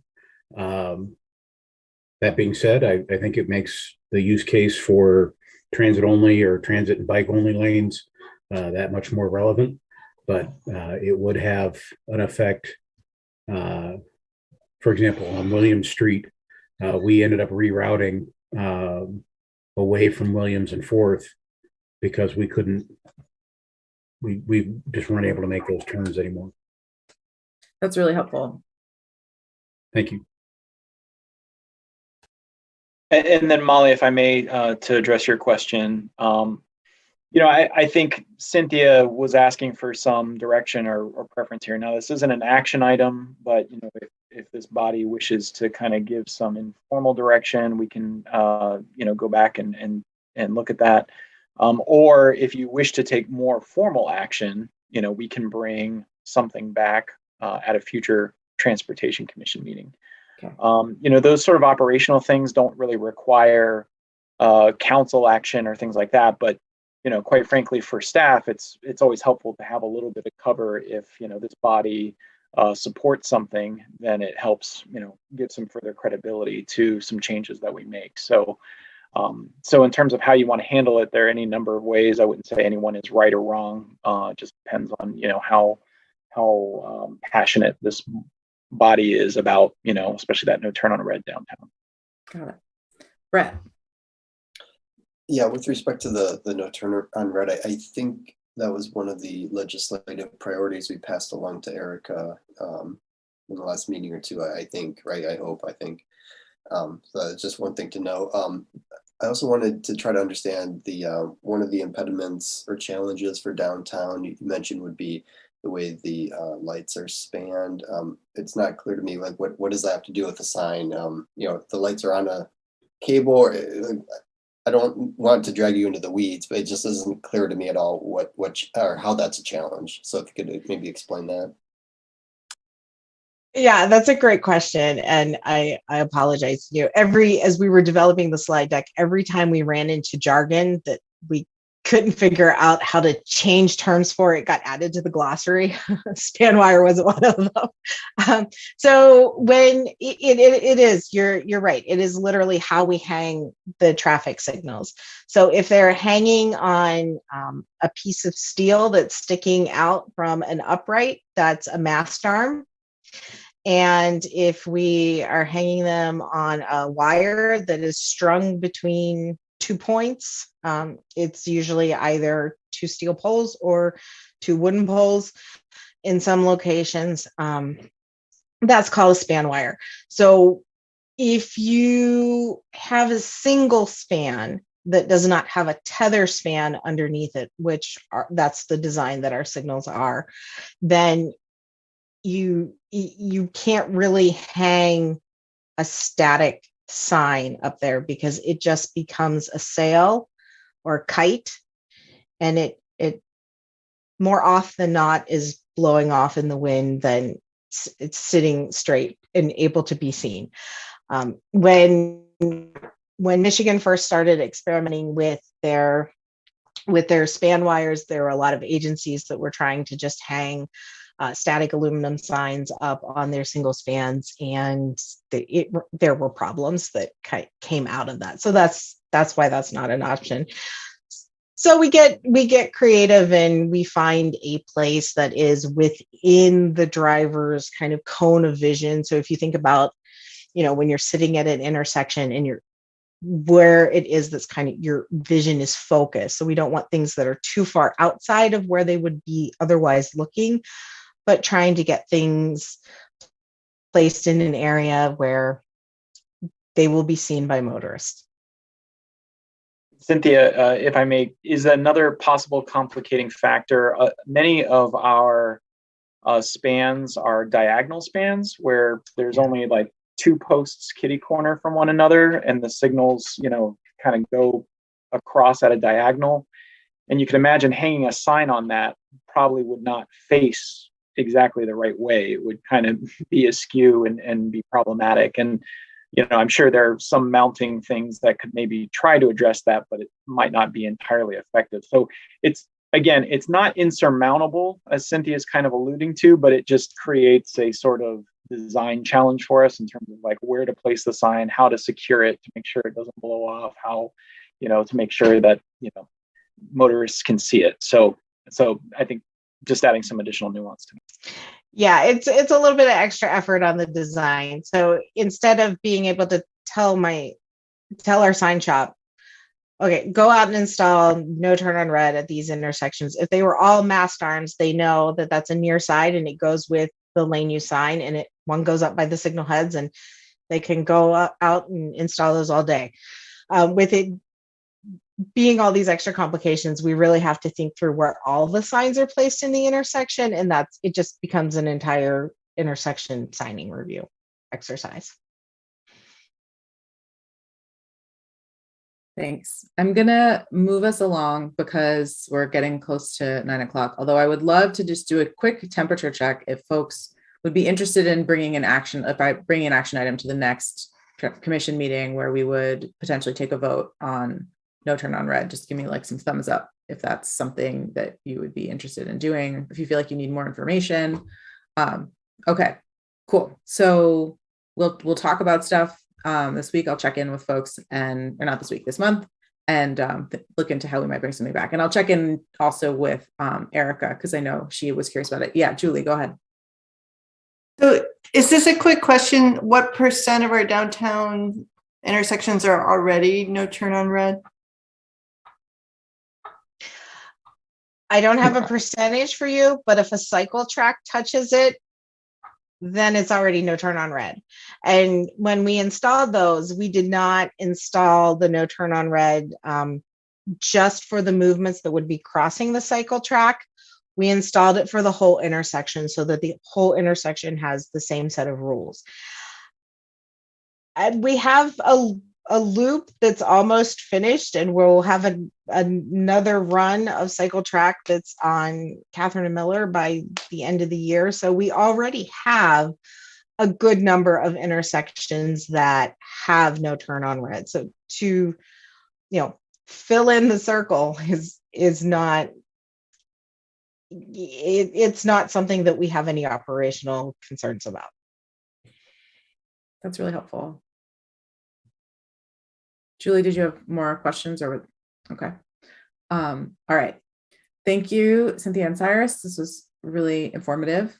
And we are now going to move on to staff report and updates with Raymond. Very good. Thank you, Molly. I can get through this relatively quickly.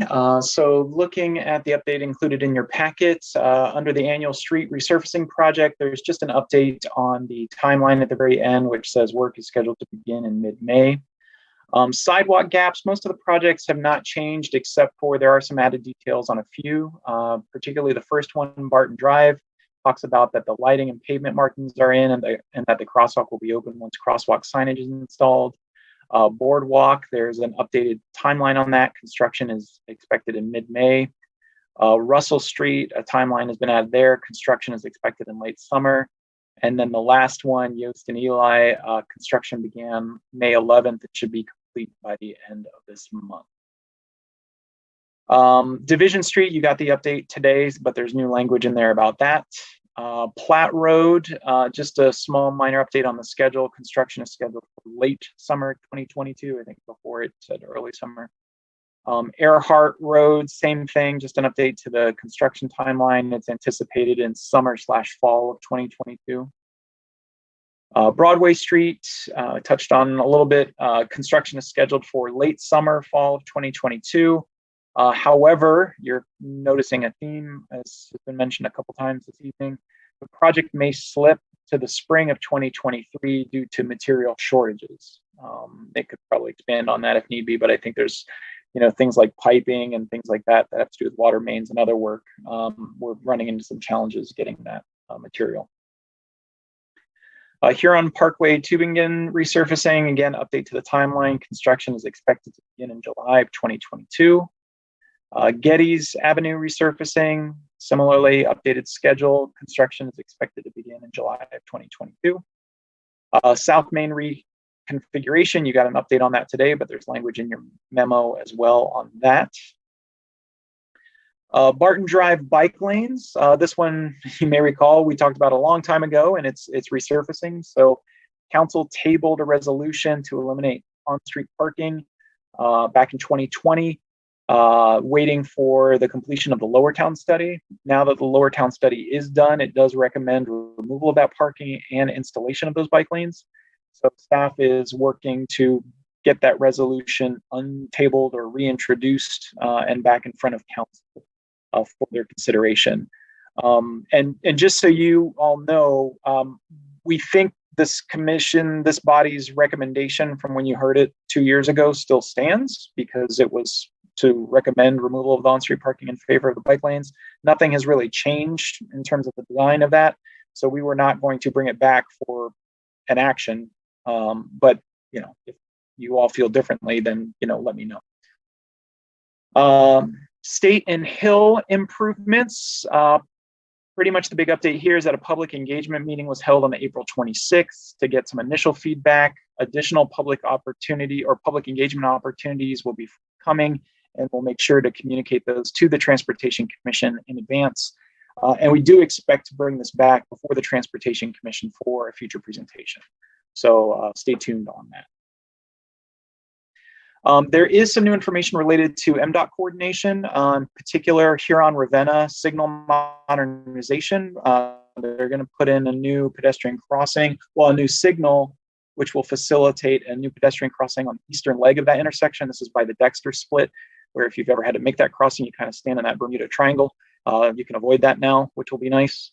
Huron 7th signal modernization. I think you've heard from us before on the past on this, but this will put in a dedicated, it's a dog leg intersection where it's offset. There will be, MDOT's going to put in a dedicated left turn for northbound traffic, but eliminate the left turn for southbound traffic. And based on the traffic movements and everything, that seems to be that should work operationally. We're also looking at putting in accessible pedestrian signals and some other improvements for extending the bike lane all the way up to the intersection. M14 Barton Interchange study. This is one of the additions to your comment that I added today. So if you want information on upcoming public engagement opportunity, they'll be at the farmers market on June 8th, I think it is. And then you can look in the packet. There's some additional information there. And then streetlight implementation, just a new streetlight went in on Newport, and 472 streetlight outages have been addressed by DT this year. Oh, and then also included in your packet, this was at the request of, I believe, either Molly and or Brett. When we had our agenda coordination, the city had just dropped its major capital infrastructure agenda. So I included the presentation in the packet. There are 5 transportation-related projects, specifically the Ann Arbor train station, the Tree Line Trail, road paving projects, the South State Street Corridor, and Vision Zero transportation initiatives. The ideas behind all this is that the city is kind of putting out major projects that we hope to get some state or federal assistance to move the needle on. These are just big projects that have kind of been out there for a while and have been hard to solve for to advance. So hopefully this will give some prominence to them so that when we talk to, our elected officials at the state or federal level, they can see that these have been prioritized by council in the city. And that concludes my remarks. I'm happy to take any questions you might have. Great, thank you.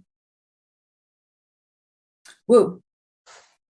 Raymond, hey, what is the latest with the State Liberty water main replacement? I know it was supposed to be from like North University up to Washington, I think. And I noted that it hadn't completely started yet. So just wanted to know what was the status of that. The curbless redesign and where that's in the timeline. And take that one. The construction contract just got approved by council on Monday. So that's why it hasn't started yet. I believe it's going to start beginning of June. And it's broken up into two pieces now. We're going to do the William to Liberty piece this year, basically from June through Labor Day. And then the rest of it to the north of Liberty will occur in the spring of 23. Perfect. Thank you. Mm-hmm.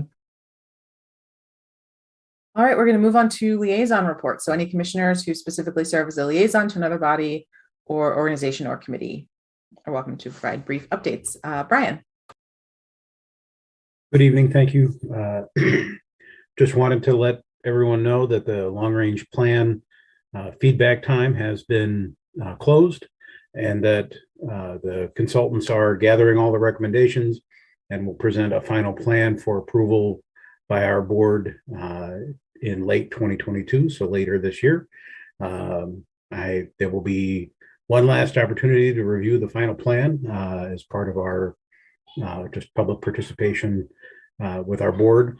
And we have also put a millage on the ballot for this August. And in my role as an employee of the ride, I would encourage everyone to vote. And if you want any information about it, you can go look on the web. Thank you. Any other liaison reports this month? Yes. Yeah, Tim. Yeah. Well, first of all, I'm going to start out by saying that this is going to be my last meeting. I finally got someone else from the Commission on Disability Issues to take over, at least for now, because my term on that commission ends at the end of this month. And I did want to raise one thing that they were talking about is there's some people who had a concern with e-bikes, that some people with disabilities are using e-bikes, and there are like evidently two types of e-bikes. One is where you have to pedal, and like class 1 and class 2 where you don't have to pedal, and that certain paths in the city only allow the type that you have to pedal, but people with disabilities don't want to can't pedal.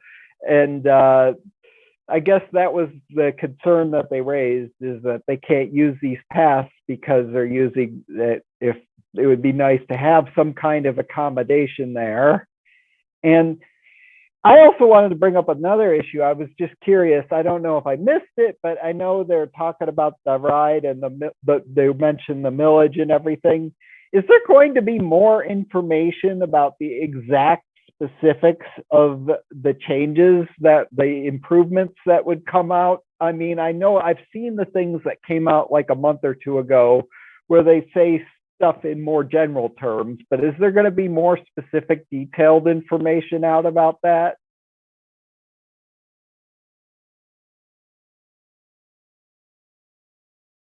I guess that's all I have to say. I can provide a limited answer, Molly, if that's okay. Yeah. So the service and millage proposal, there is the agenda item from the meeting on March 17th that includes details about what would be brought about, and that's all available for download as a PDF on our webpage. Yeah, I've seen that. It's just, I'm wondering like if they're going to give more details about which routes are extended, which hours, or anything. Also, there's been no details about what they would be doing for holiday service. And there was something at the very beginning that mentioned they would expand it, but then there's been no details about that in any of the documents that have come forward. And yeah, so I'm kind of wondering if there's going to be anything about that. So to get to that level of specificity, I don't believe so, but I will pass your questions and concerns on, and if I can get anything further, I would. The document does say that staff is pending the approval of the millage, staff would conduct the planning, public involvement, and regulatory clearances after passage. So some of that may be subject to, we don't know until we've done that work. Okay. Yeah, I actually had a couple other questions about triple ATA. I know I think it was like 6 months ago, you were doing some outreach about a fare change, about like decreasing the amount of a day pass, and some stuff about Gold Ride, I think it was. But as far as the day pass, I haven't seen this change go into effect. Did it get shelved or something? At least the mobile app still shows the day pass at $4.50 and and I'm kind of wondering about that. So that is still going to take effect. It was temporarily shelved as we were constrained by staff resources to get everything done. But we are still planning on implementing that this year. Okay, yeah. And I guess the other thing I'm wondering is, I know that right now, due to the staffing shortage, there's been temporary service reductions that have remained in place. Is there any plans to kind of, at least by the next service change, reorient the service so that we don't have random gaps? Obviously you may not have the full service level depending on the staffing you have, but it would be nice to at least have service that's a consistent every X minute, to not have random gaps in the schedule. Like right now, I think the 23 has at 8:30 in the morning, it's like every 15 minutes, but there are just missed trips. And one of them's like at 8:30 in the morning. And it's like, it would be nice to not have these and just have something more consistent, even if it isn't the full level of service that. Well, I'm actually happy to report that our plan is to bring back the full level of service before August. Yeah, because I was kind of wondering if this might be not happen by then, and if so, I was hoping they would at least smooth it out in the August service change and not have these.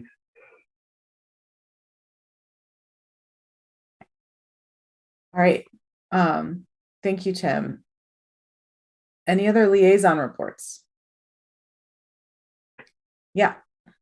From the Planning Commission, I'll make it really brief. I know we're a little over. Just as a heads up, we did talk about the master plan since the budget was approved for $700,000. A big portion of that, I think, was saying that we are going to pull in the 2021 new transportation comprehensive plan. So just wanted to say in the next 2 to 3 months, that level of engagement is going to start to kick up. So aside from that, one other thing, we already talked about parking. That's moving forward to City Council, so you guys are aware of that. We also just talked about, we approved the site plan for 330 North Detroit Street. That's kind of where Teriyaki Time is. We spoke specifically about the brick cobblestone road and kind of the materiality and the amount of character that kind of gives to that district. So as we move forward, there are some character-driven, materiality decisions. We said we really want to see that preserved. We got a lot of people that spoke in favor of that, especially from the farmers market, some of the vendors, et cetera. So just wanted to bring that up as as we talk about strategic kind of areas and materiality that we use in specific roads. The maintenance of character was something that we discussed. So I would say, other than that, parking, 330, the cobblestone, kind of that carry down in the master plan, just giving you guys a heads up. So I think that's a good summary of yesterday's meeting. Thanks, guys. Thank you. I think we've gotten through all of the liaisons. So I'm going to move us on to commission member communications, and I am going to start this time because I want to thank Tim for all of your service on the commission. You have contributed so much throughout. I think, have you been on the commission since the beginning? Are you one of our last original members? No. I was appointed as a disability representative in January or so of 2017, I believe. So very close to the start of the commission. So I just wanted to acknowledge all of your work and your service and to thank you. Any other? Yes, Brett. Also, thank you, Tim, from me. And then I also wanted to let people know that the Vision Zero Implementation Committee is meeting next Thursday. There's details, I think, on the website for that.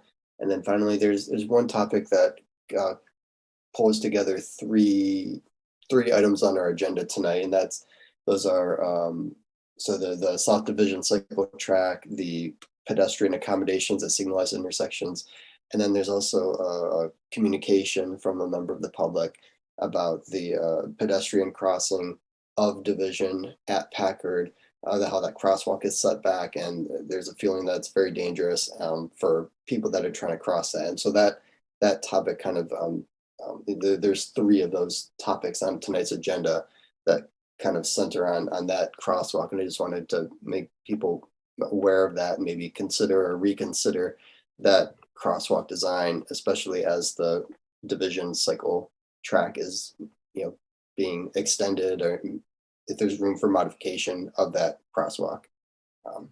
That's all. Thank you. Any other commission member communications?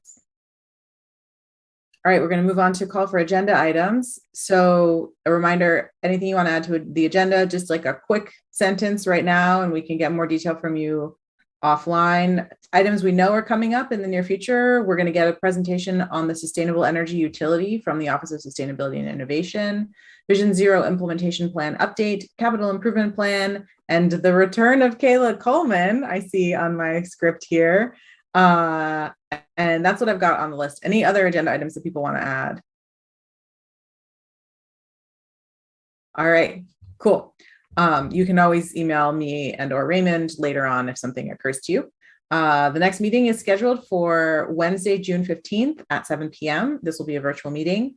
And if there are no objections, we will adjourn tonight's meeting. Pausing and looking for objections. All right, meeting adjourned. Thanks, everyone. Bye, thank you. Bye. Thank you, everyone.